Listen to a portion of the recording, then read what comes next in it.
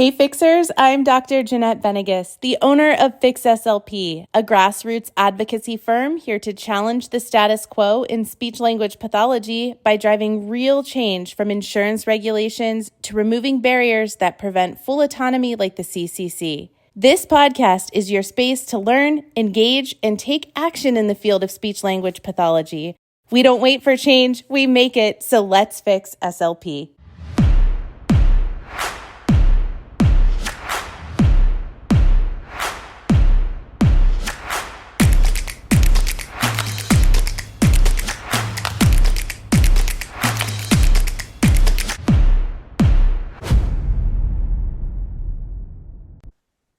Well, hello again, Fixers. Preston Lewis joining you. Dr. Jeanette Benigas with me as well. And we are almost to 2025.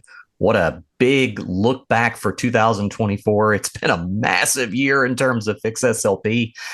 And Jeanette and I just didn't want to totally let the holiday season go without having another visit with you all and thinking about what our wish for 2025 is. Jeanette, it's great to see you one more time for 2024. What a year it's been. I know.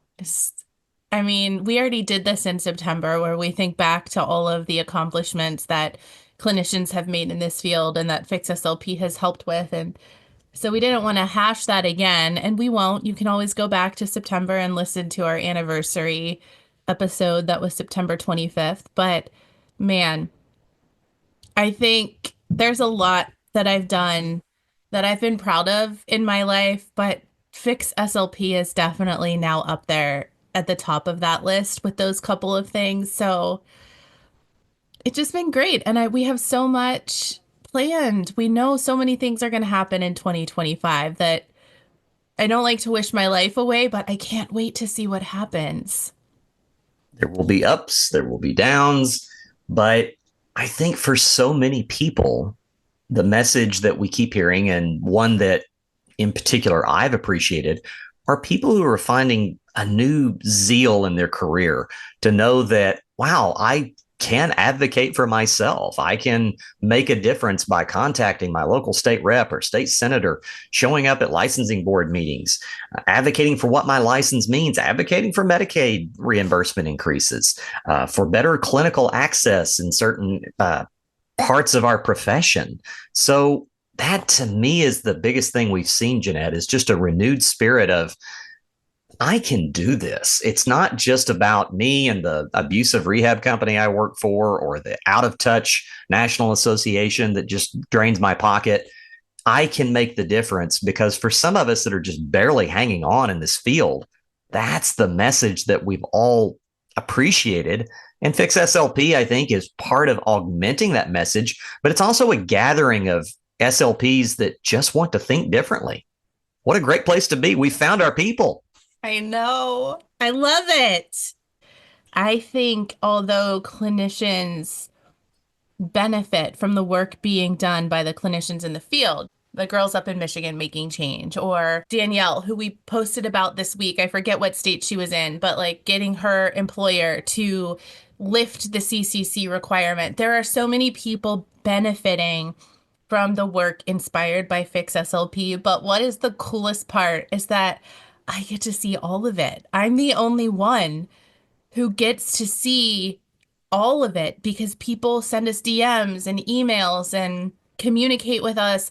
And I'm the keeper of that information. And it's such a privilege and a blessing to just be a part of it that I wish I could share all of it all the time, but that would be impossible. But just know there are things happening all the time for the better that clinicians are benefiting from that I can't possibly share at all.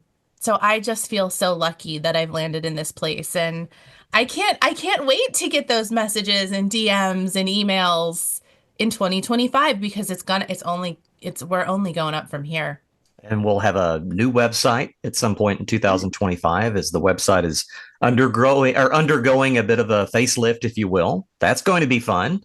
Mm-hmm. I could see, and I'm not trying to hold anybody into this, but I get the sense that the Fixer family, as far as the nucleus of the family, could get bigger at some point. We've had some outstanding people come to the pod recently and visit with us, and that's great as well. We have such a good team already, but who knows, that team could grow this year. Yeah. Speaking of the website, it is underway. It is being built. Fix Our Money has funded that, and we feel so lucky to be able to do this. But also, it's not just to look pretty. It is going to be a centralized place for you to go and visit the information that you need in your state. We do need volunteers from every state to build out materials for the employer education campaign that we will be launching in 2025 when the website goes live. We will only be releasing materials from states where we have volunteers. So if you're interested in volunteering for a state team or being that educational team member who's creating stuff, you don't have to recreate the wheel. There is a larger team, shared templates. I got them launched and then kind of fell silent because the holiday season started and a lot has been going on. But moving into the new year, I have some new volunteers. There'll be some help. It'll be better organized, and there'll be templates to share and things like that. So if you're interested, you can email our new email for all of this, because I'm also going to have a volunteer helping me manage emails finally.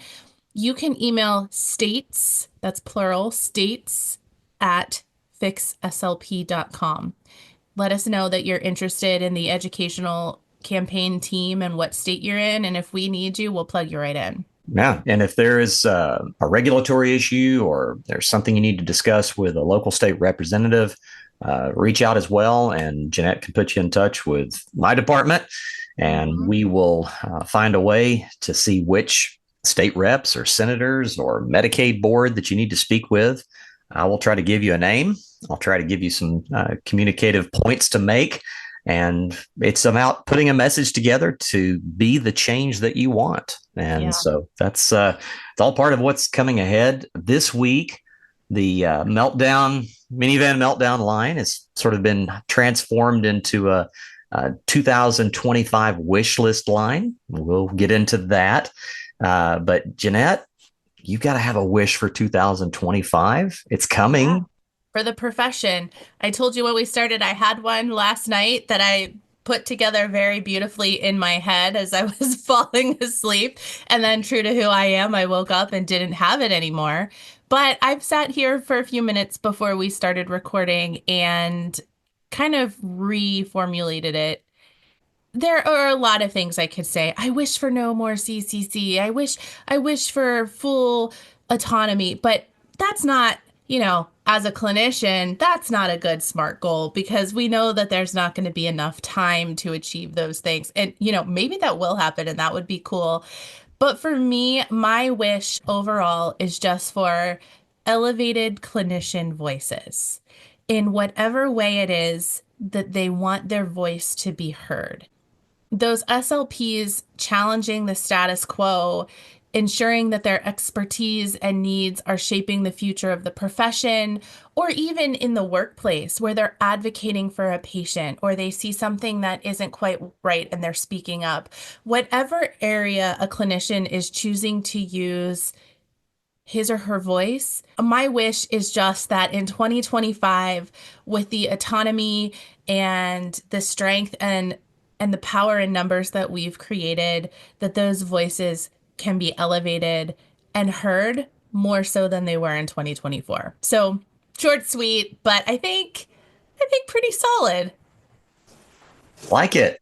So we asked to hear from some of you out there, and you've called in, given us some of your New Year's wishes. We haven't listened to these yet. I think we decided to just let them sort of trickle in over the Christmas break, and I'm excited, Jeanette. Let's find out what's on the wish list. My other wish for the field is that more speech therapists will feel emboldened to actually make changes on the state level. For the field, I had heard about the campaign this spring for employer education that the Cs are not required, and I cannot wait for the wave of that to happen. As everyone knows, the field is really dominated by women, and I think women are kind of conditioned to just lie down and and take bad conditions at work or to just accept things the way they are. And I just want to see all these ladies grow some lady balls and just go for it. The worst that employers can say is no. Just ask. Let's get these stupid C's dropped. Let's be able to just ditch ASHA because they're not great, as we know. I don't know if I should weigh in or not. I will say that in defense of my fellow SLPs that are female, I have known many a male SLP as well that is sometimes hesitant to sort of ask the tough questions or to go outside of the trend. And so while I think I do appreciate the sentiment and I think it makes for a fun, laughing kind of environment, I do think that a lot of it's just how we've been conditioned since college. And some of it was a bit of indoctrination where we were just told to shut up and take it. Some of us we've talked about lately, abusive experiences that some of us had going through our, clinical practicums in college. And so it was just a case where we were trying to look toward the professionals that were supposed to navigate us into this field. And I think the biggest failing grade, at least for my graduate program, was that they didn't really teach us how to advocate for ourselves.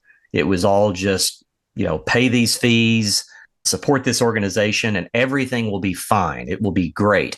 And for a long time, our country's economy and things were different in the healthcare industry, where perhaps some of that groupthink mentality and mass momentum was positive change. But as we've seen over the last 25 years, we're getting kicked in the teeth and something's got to give. And so I like that idea of ask those questions. Why the hell do you want my C card?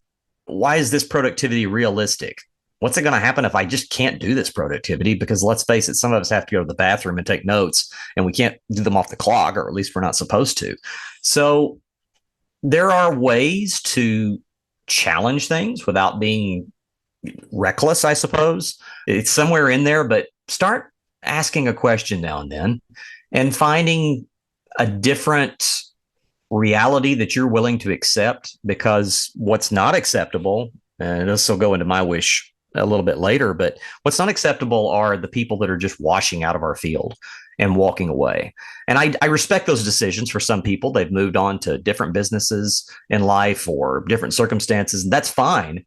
But I do think about all those wonderful clinicians that are no longer providing the care that they were. And it's sad because I think about our patients.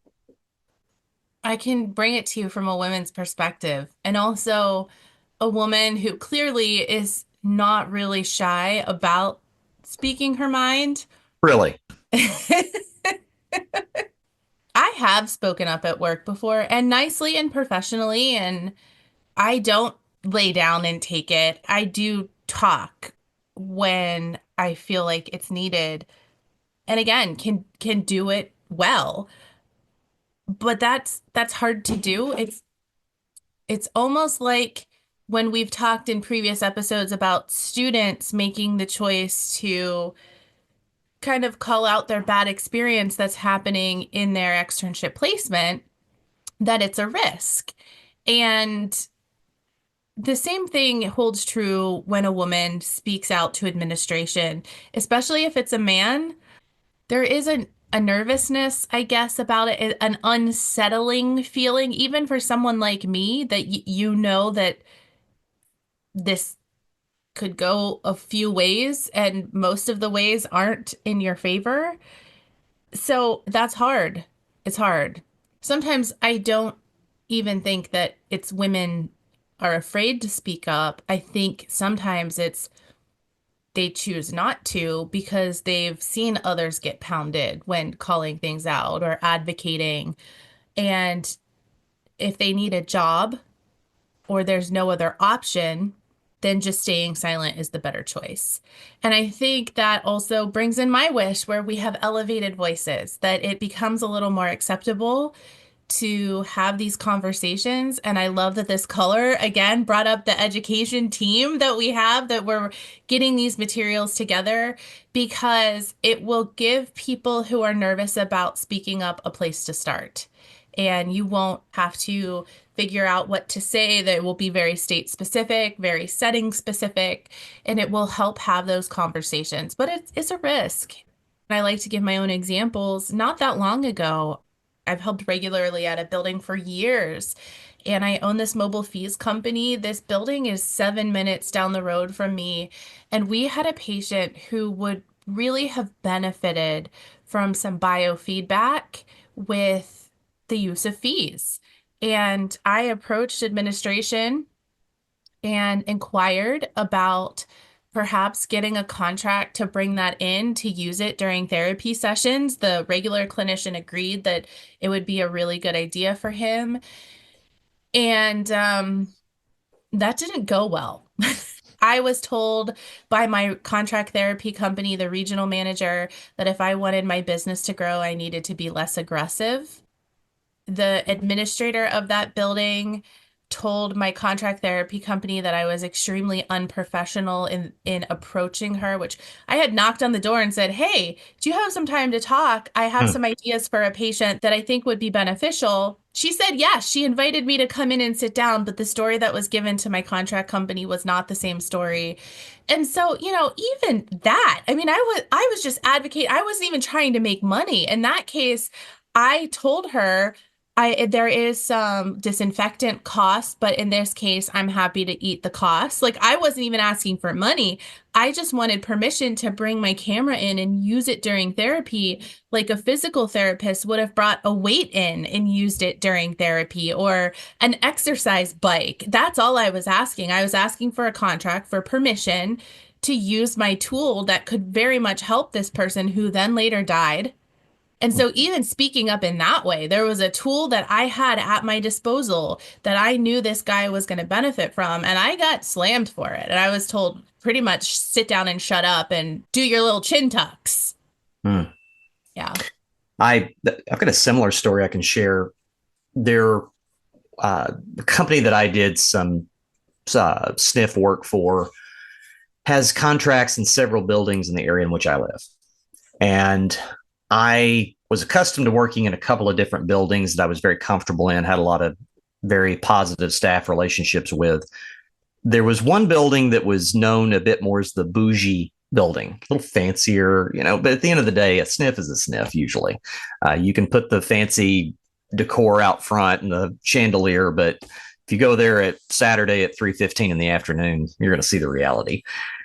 So I had been covering at the bougie building. I think maybe a clinician was out on a maternity leave for a while. This is pretty much still during the pandemic, but we're on the latter half of it. Had a patient who was on nectar thick liquids, had wonderful family support. Her daughter would come in every day and really help her. Some mild cognitive impairments, but still pretty highly functioning individual. And fantastic oral care. She was great, but she just didn't have some of the airway protection and consistency with closure that was safe enough to go thin liquids. I think we had done an instrument and there was some trace. So it was, it was kind of iffy. I think the lady was maybe 88 years old, very advanced in age, but very spunky. So as we got further along near the later days of her therapy, I decided that really the best way to go for this patient, given that she had excellent oral care, wonderful family support, she would follow compensatory strategies, was to implement a free water protocol. This made sense. She liked to be hydrated and was very good about that. That's a positive thing, particularly in that profession. And when I introduced that to that nursing facility that I didn't have as deep a relationships with, they were just bewildered. Like, what is this? And I gave them the handouts. I had provided them materials. I explained what the benefits were. I told them that I've already educated the patient. I've talked with their family. And the answer is, we don't do that. We're more comfortable with you getting a hold harmless signed. So she needs to go thin liquids and do a hold harmless, or we just need to stay on nectar. But we're not comfortable doing this right here. And it just flabbergasted me. And this is what I tell clinicians that are out there. There's that point where, yes, I tried to advocate the best way that I could. I provided materials. I had a family that was buying in on this, but I had a facility that I could tell was just hell bent for leather, like, we're not going to do what this SLP wants us to do. You have to make a decision at that point professionally. You can advocate so far, or you can get to the point. This is what I did in this building. I'm not happy about it. I walked away with a terrible, bad feeling in the pit of my stomach. I called the area rehab director and I said, I can no longer work in that building. And we had a lengthy conversation. He was pretty approachable. And it basically came down to, I said, look, they're not going to do what I'm recommending. So I'm just wasting my time. And furthermore, I think it's wrong. I don't think it's the correct approach for caring for this patient and providing what's in their best interest. However, I also can tell they're kind of cheesed off. And if something happens or goes wrong with this plan or something else, I am going to be the son of a bitch. I'm going to be the person that they will say, no, we did everything. It's this guy's fault right here. So you can't set yourself up for failure. You have to always watch your own back, and you can advocate, you can communicate. And a lot of times, more often than not, you're going to find someone in that building that their light bulb is going to go off and they're going to say, yes, this is what's best for the patient. So let's proceed. Let's do this free water protocol because, wow, she's, barely going to aspirate at all on thin water while her mouth is perfectly clean. Her risk factor is 0. And she's going to be hydrated and avoid UTIs and all the other great things that go with that. So you're going to find a lot of people that'll go along with that, but you're going to run into some real assholes sometimes who won't. And so don't let those people force you out on a limb and have them saw it out from underneath you. That's my advice. Here's our next one.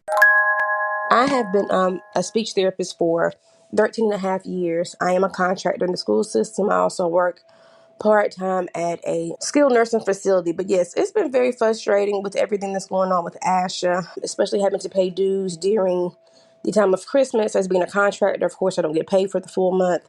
I also felt like the $250 was a lot, especially not knowing what my benefits were from ASHA. But now that the fees have went up to $278, it is very frustrating, it's disheartening, and I really just don't know what to do as far as where to go next. Everything's increasing, it seems like, but our pay rate. I'm blessed to have the pay rate I have, but I know that there could be more money out there for us. And like I said, too, having to pay the $278 is very frustrating. I talked to a couple colleagues, and they feel the same way.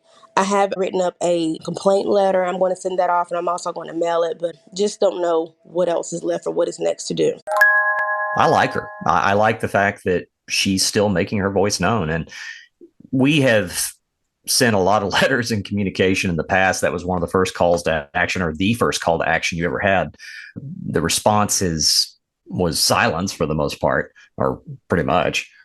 And that doesn't mean, though, that other SLPs that are new to Fix SLP or maybe just want to re-engage and continue to try to reach out, write those letters. I think it's great. That's never a bad idea because it continues to, as I always say on this pod, want to start a conversation. I want to jump into and say that $278 is not the cost. So we want to make sure we're not spreading misinformation. It is $29 for the membership, $221 for the CCC, and that person is likely paying for the CE tracker maybe, or a SIG. Something else is tacked on there. So $278 is not the cost. So that person can actually come down a little bit in what they're paying. You have until December 31st for a refund. So if she's listening, you can call and get your money back for membership and for whatever that extra thing that was tacked on and bring it down to $221. Doesn't make a huge difference financially for you, but that all adds up for ASHA. So, all right, here's our next one. This is Alexa Chapman with Fix SLP, and in 2025, my wish and my hope is to see real change in our profession. I hope that more companies are dropping the unnecessary CCC requirements that create barriers to not only care but also employment. I hope for increased reimbursement rates and also the extension of telehealth services. I hope that more SLPs will recognize their worth and say no to lowball job offers and walk away from toxic work environments and totally unmanageable caseload sizes. I also hope to see that more SLPs confront fear and embrace difficult conversations and face hard problems with courage to drive meaningful change. So here's the balance, and more advocacy and less selfies. First of all, love her. Thank you for all of your work this year, Alexa. One of the things about Alexa, I have to tell this story, is early on in my Fix SLP experience, we had a big Zoom meeting with, I guess, the Medicaid board or something that was communicating with clinicians in Michigan. And it was one of those just nauseating sort of Zoom meetings where the first words out of everybody's mouths were is hail Asha and thank God for Asha being here and everything that they've done. You know, it was like liturgy in a church. Praise God to all the Asha blessings that flow. So we started out this meeting borderline nauseated and thinking, oh, this will be fun. And the questions that we had regarding Medicaid requirements or CCC in Michigan, they did not want to talk about it. And it was like, who's going to, kind of jump into this fray here and ask this question? And Alexa's like, I will. And there she was. And she's like, hey, you're not answering our questions. And I admired her ability to just go out there and say, hey, I'm not here for the status quo. And I want something to be different. And that's a relationship I valued. And she's a very industrious lady. I was in that meeting too, and it was one of my first interactions with Alexa too. I was like, damn, she's our girl. She needs to be on this team. Okay, the next one looks like it's going to be short and sweet. My wish for the new year is for Asha to finally, in writing, address at least one of the concerns brought up by SLPs and or Fix SLP. And I also wish for many more SLPs to get on board the Fix SLP movement. A wish that may never quite be realized, especially now with attorneys involved. But I still admire the sentiment, and there is a new board that is coming online, a new president. I don't expect anything to change because I think now that they are following probably their counsel's advice, which is just a stonewall and don't say anything. And while you were talking, I pulled up this message from a fixer we got, and I really just think they're digging in. I've said before, it was an episode where we discussed the petition and the response from Asha, where I said words matter. And in this particular message we got, this fixer had reached out to the Action Center for information about the vote that took place on our petition. And they sent her on a treasure hunt because we all know that Asha's website is not easy to use and things are hard to find. So she very specifically asked about the Fix SLP petition and had to go back and forth. But the final communication that she received was from Vicky, the CEO, and it said, the petition referred to in Motion 29-2004 was submitted by a group of members where the lead petitioner indicated that they were affiliated with Fix SLP. Okay, professional, whatever, but also interesting word choice, where the lead petitioner indicated.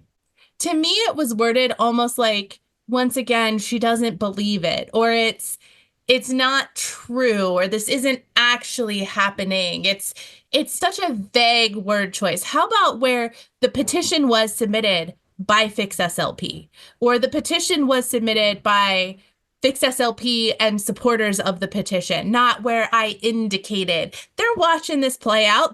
It was submitted by over, what did we submit with? 5,805. 5,800 of your own members. So whether or not, Jeanette Benigas was the one that took it to the UPS store, and where it came from or the synergy of how it began ignores the fact that it came from 5,800 of your own members.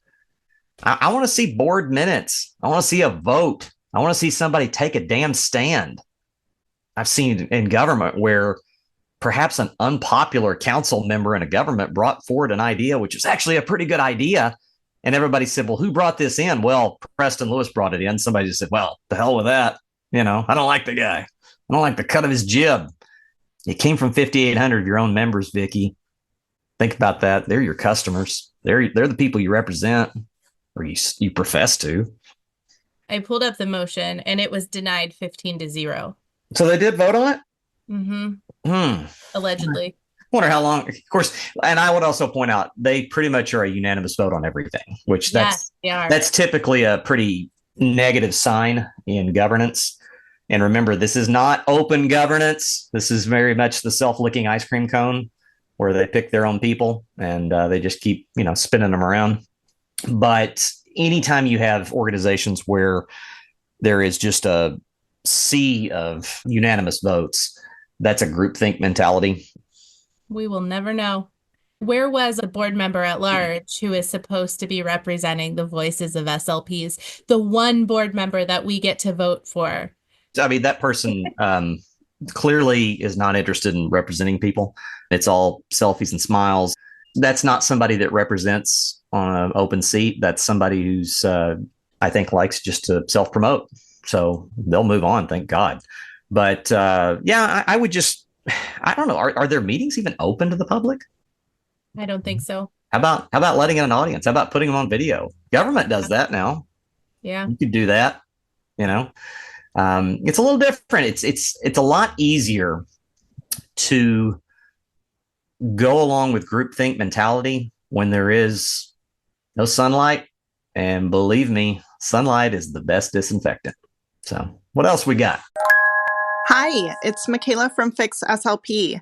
My wish for the field of speech language pathology in the new year is that more SLPs will feel confident in advocating for themselves in their career, and that the fear of what if regarding maintaining CCC is eliminated. Happy 2025 to all of you brave, competent, caring SLPs out there. Note, your competence is not determined by whether or not you pay for a proprietary product. I love her. I just have this fond memory of how hard she worked to get a line of communication into Blue Cross Blue Shield in Michigan. I really thought there was a moment where she was going to just get on the corporate elevator, hide out in the corner, and then go all the way up to the executive's office and just camp out and not leave. She was that determined and sometimes frustrated. And I kept saying, you will find the right person. And she did. And now they've issued some clarification and it's different. And she made that difference. And at times, I think there were days where Michaela thought, am I being a stalker to Blue Cross Blue Shield Michigan?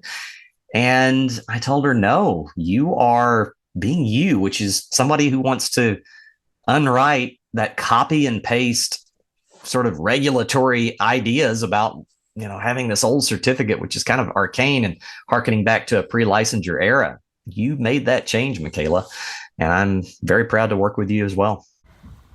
Gosh, I love her too. And it's why she's on this team.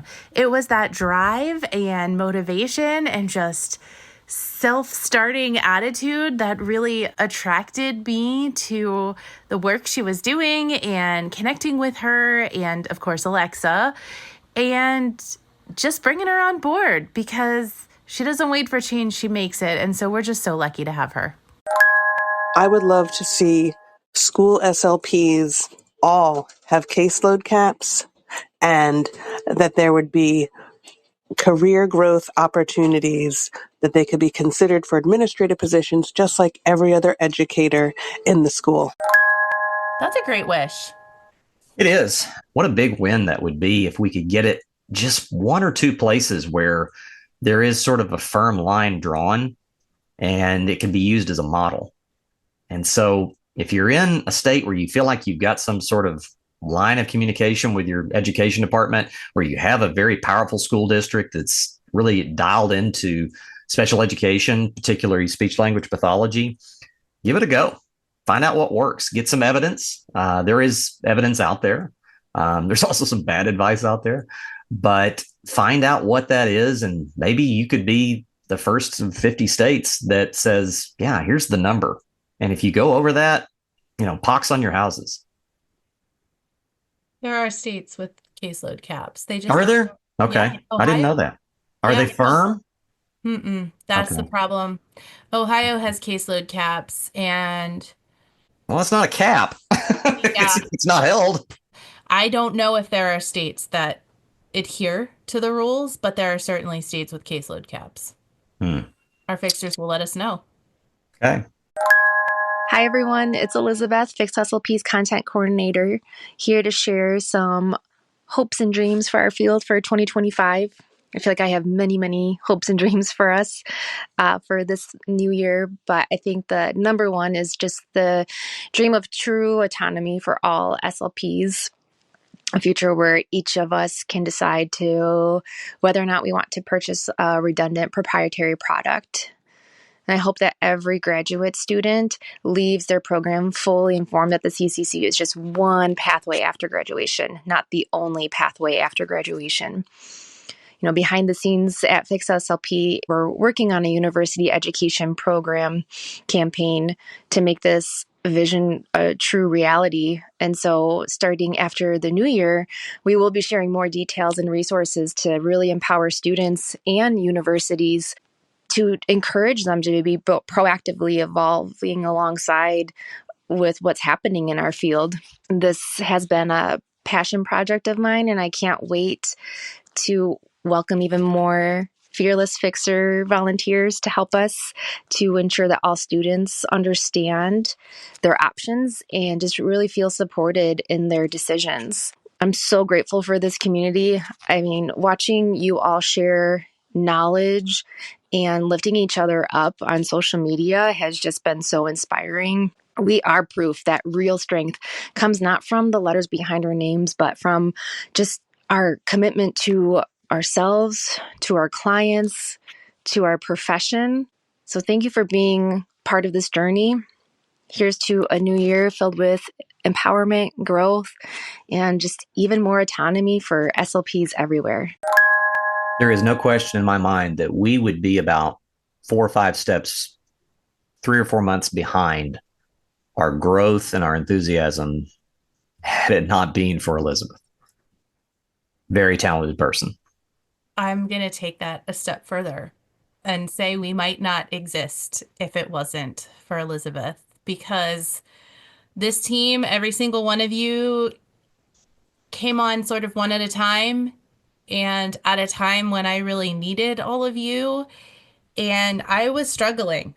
I was doing okay coming up with content, but I couldn't be the person who did everything.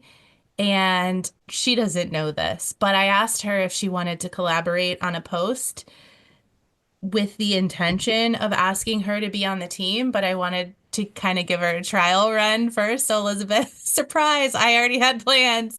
But we collaborated and it went really well. And so then I was like, hey, do you just want to keep doing this? And she said yes. And, you know, I sent all of you a little gift and a card. And that was something that I said in her card is you came in at a time where I don't know that we would have continued. Or like you said, we'd be way far behind because I wouldn't have been able to keep up. I can barely keep up with the pace we're at now with 5 of us. And yeah, she just stepped right in and flew. And I am so thankful for all of you and all of you in different ways, but for her in that way and just keeping our content alive and the spirit of what we do and the spiciness. And I love her too because we still collaborate on content, but sometimes I'll make something that is really spicy and she'll be like, Jeanette, we maybe want to scale that back. But sometimes it's the other way around. Like Elizabeth will go all in and I'm like, maybe not this time. And so, you know, we get each other and she's awesome. I don't know what we'd do without her. And this is another reason why going into the new year, I am focusing on finding creative ways to pay this team because they all bring something good to this project and we want to make sure that we keep them, that they aren't burnt out. And so we won't be using sustaining partnership money, but you know, I'm working on some collaborations and some projects which will hopefully bring in some money to get everybody paid. And Elizabeth, I feel like, is at the top of that list. You know, Elizabeth needs some cash for what she's doing because she's maybe, I'd say with the research, spends more time than any of us doing this project. So she's chef's kiss. Do we have one more call? One more. Here we go. I would wish that ASHA would simply recognize its mistakes and do the right thing. But I guess a more practical wish for our field would be that more of us will stand up for what is right, that we will hear fewer stories of discrimination against our students and our future SLPs, that our profession will become one that consistently champions fairness, respect, and integrity. My wish for 2025 is that we continue to push for change, hold each other accountable, and create a profession that we can be proud of. One that's rooted in compassion and equity with an unwavering dedication to doing what is right.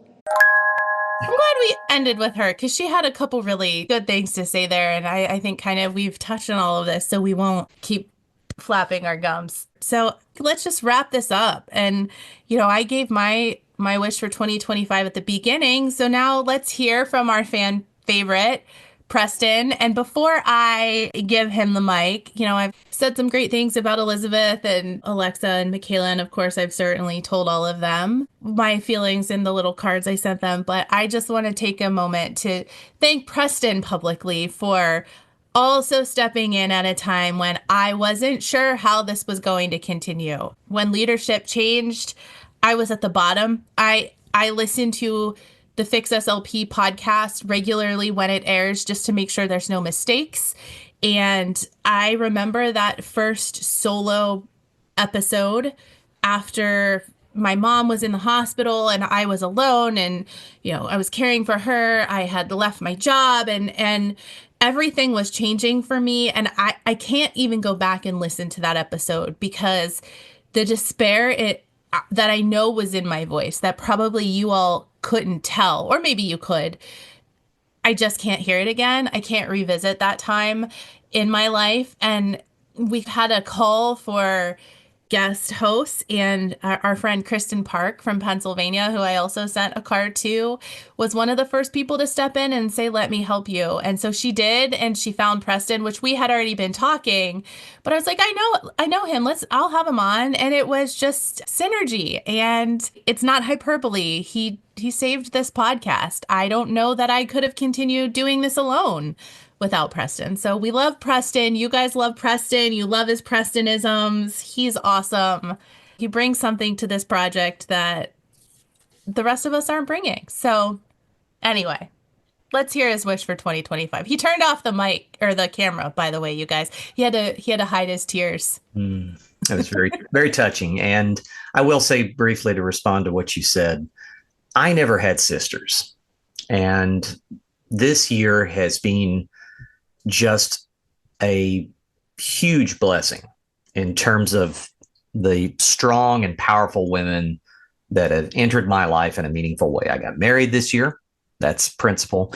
But adding those relationships with you and the others in the team, it's big. And life happens all around us. There are days where Jeanette gets ill, a couple of the team members get stressed, or they have things happen at their individual homes or in their careers. There are times where Jeanette goes off the rails and gets really pissed off and starts getting angry with somebody, and the team will have to sometimes kind of pull together. And sometimes it's frank conversations with each other, but it's like family. And I really have grown a lot from this. I have been enriched, and I really appreciate it from a personal perspective. It's really special to be part of this team. My wish is that it's similar to what I think I felt back around 2021 in a time where we just got terrible word of more Medicare cuts out there for Part B reimbursements. There is a lot of anxiety regarding Department of Education, what it's going to look like over the next few years. What does some of the IDEA things out there that, the gains that we've made, are they going to be clawed back? And I would tell everybody, the only thing we have to fear is fear itself, to go back to FDR's quote, and to find your joy. Find that way that you make that impact with your patients. Find a way to keep yourself sustainable within this field. And this time next year, in December of 2025, find a way that you can write down on a Post-it 1 or 2 ways that you made a difference in your profession. That can be with your patients. That can be with reaching out to a state representative about a reimbursement issue in your state. That can be informing your employer that next year, I really don't think it's necessary to buy this $250 membership and, Girl Scout badge. Find that way that you can hold up something next year to say, I moved forward in this field. I got some joy. I got some autonomy back. Find a way to make a difference, because that's what's going to matter most. Because if you're not doing that, then you are going to let the rehab companies beat you down, the school district that may not understand your value, the hospital where it's just, a gong show one day after the other. If you can feel like you've taken something and you have an ability to chart your own course and not let the fears overtake you, then you're going to be a better clinician. And you'll probably be a lot happier, not just in your work, but at home. So that's my wish. That's what I try to do. And I think 24 certainly realized that for me. And I hope you find that in 25 if you haven't already. That's all I got. I know. I mean, speechless. You guys, we're energized. We're ready to go. Stay up till midnight. Go to bed at 8, whatever, but wake up on January 1st ready to make some change. We've got a lot coming this year. We've got more coming that we don't even know about because, as you can see, we go where the wind blows, or we go where you tell us to, or we go where, whatever Asha decides to do that day on their content. So here we come, 2025. And in a year, I can't wait. I can't wait for a year. I can't wait to see where we all are in a year. Truly, from myself and the Fix SLP team, thank you for walking with us this year. Thank you for doing the hard work in 2023 and 2024. And we'll see you guys in 2025. Thanks for fixing it.